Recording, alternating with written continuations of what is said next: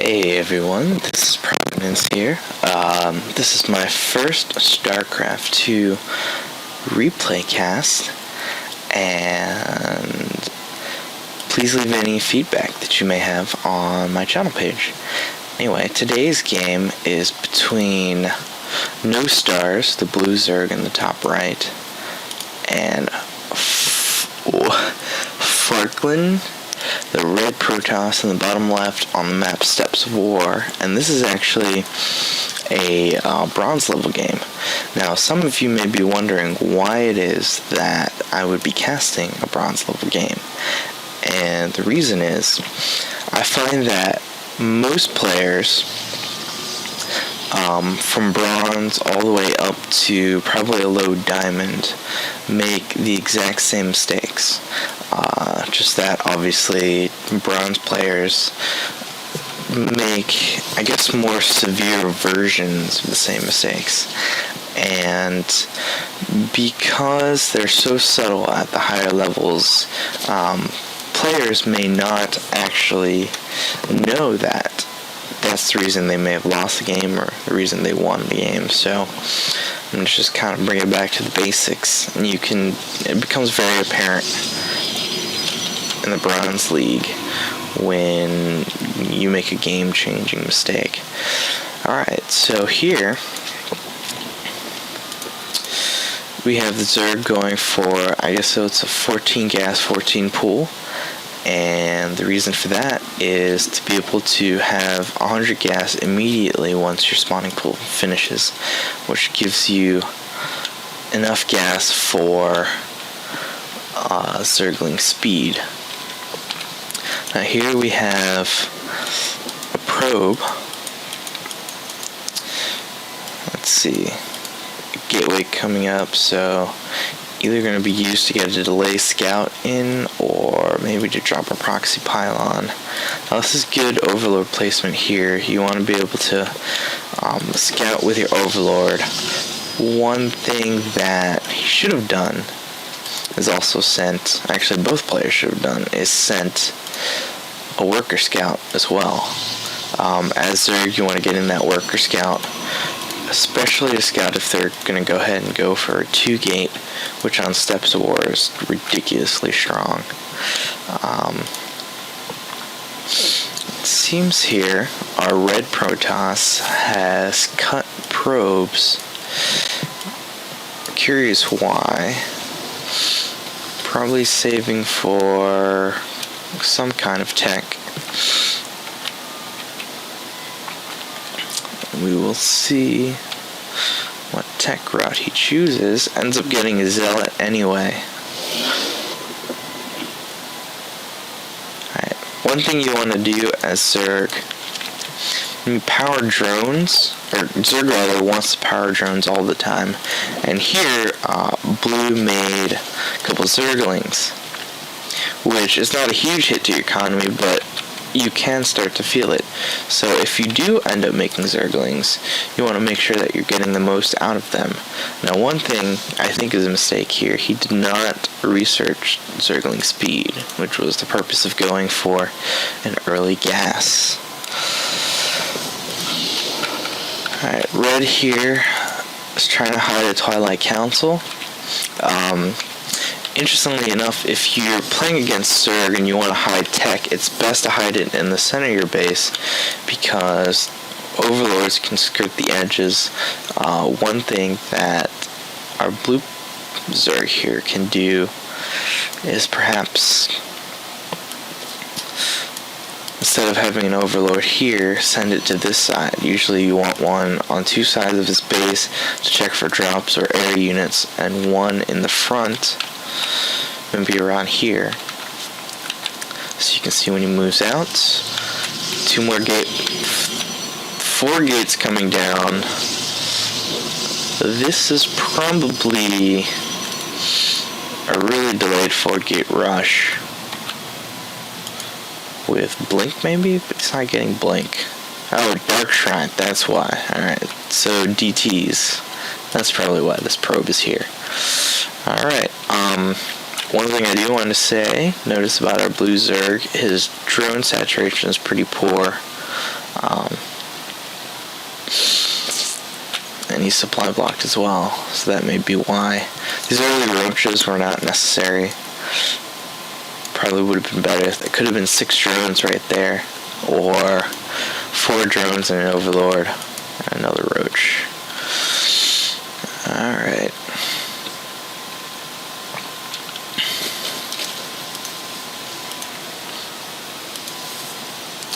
Let's see. He does not have any rally points set, which is interesting.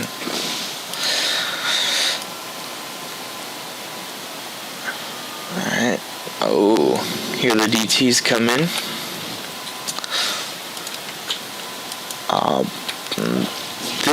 Alright, one thing that you want to notice, he's targeting the roach, which was a poor decision. The other poor decision is he should really split up his DTs and send one to each base.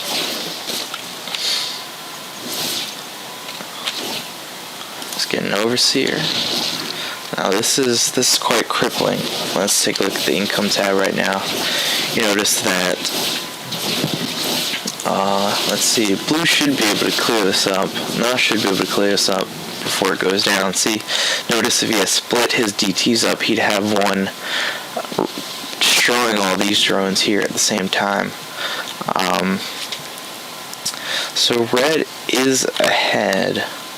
I wonder if blue's going to notice where the DTs came from. He really should scout after. The only reason to not have overlords around your opponent's base is if you have overlords around your base, which is pretty important. Let's see. Red is not taking an expansion, which you really should do. Notice his minerals are starting to climb. Right now, and this is actually a mistake that players at all levels make, is that red just made a huge blow to blue by destroying all those drones. Blue caught up eventually because, Zerg can just do that. Which he should be making a lot more drones. He's having this lava stockpiled, but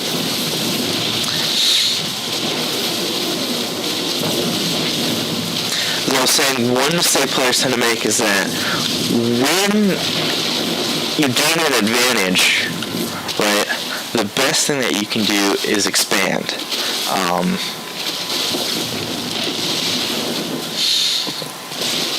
Yeah, that's pretty much all I can say. Now, blue is going to march in with these roaches. Ooh. Another mistake you want to not make if playing Protoss is having one pylon power all these important buildings. Now blue might actually take this game. Notice all these resources could have been spent on more defenses. Especially if you're going pretty DT heavy, you may want some cannons in your base. Where's that overseer? Oh well. And burrow. Yeah, this game is pretty much over. Blue has got this. Notice the income is hugely in blue's favor. Did he ever get that circling speed? No, that was a huge mistake. One thing is Zerg that you want to do.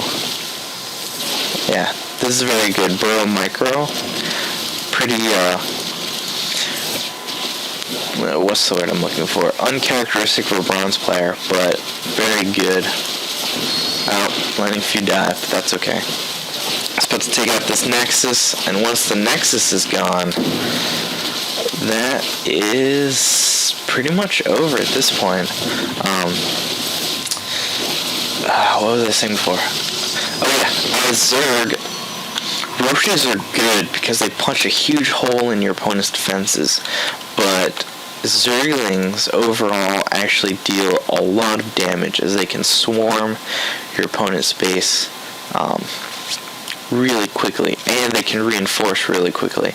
And without roach speed, which he does have, And the huge creep spread, which is another criticism I have of Blue's play here. He made one tumor, not even fully connecting his mana and his natural. By now the creep should be all the way up his opponent's base since this map is so small.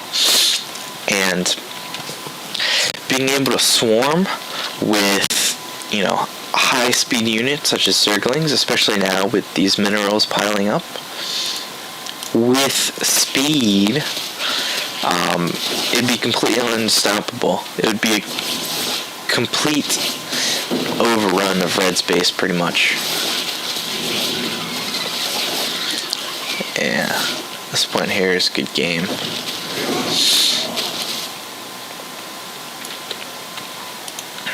He really wants to balance out. As Zerg, your minerals also tend to climb. Here, I know it may be at these levels a little attention intensive to do so, but whenever you're attacking and your opponent's army is pretty much gone, and you have so many minerals, it's an awesome time to expand. Now, he's already got the game won, but the thing is, you never really know, and it's better to hedge your bets this way. Notice he never found this proxy pylon. Again, with these overlords, see if he had one overlord, oh, he's got one there. He had one overlord here, and the other overlord maybe around here. To scout the map, he would have had huge vision. So anyway, pretty standard game. DT rushes are pretty common at the lower levels. Again, would have been much more effective if he sent one or two of his DTs down to the natural while in the main as well. And of course, you can see those slight mistakes on both sides that actually are pretty common at the higher levels as well. But this is Providence giving you a newbie replay in hopes that we all become better. Alright? Hope you all enjoyed it. See you later.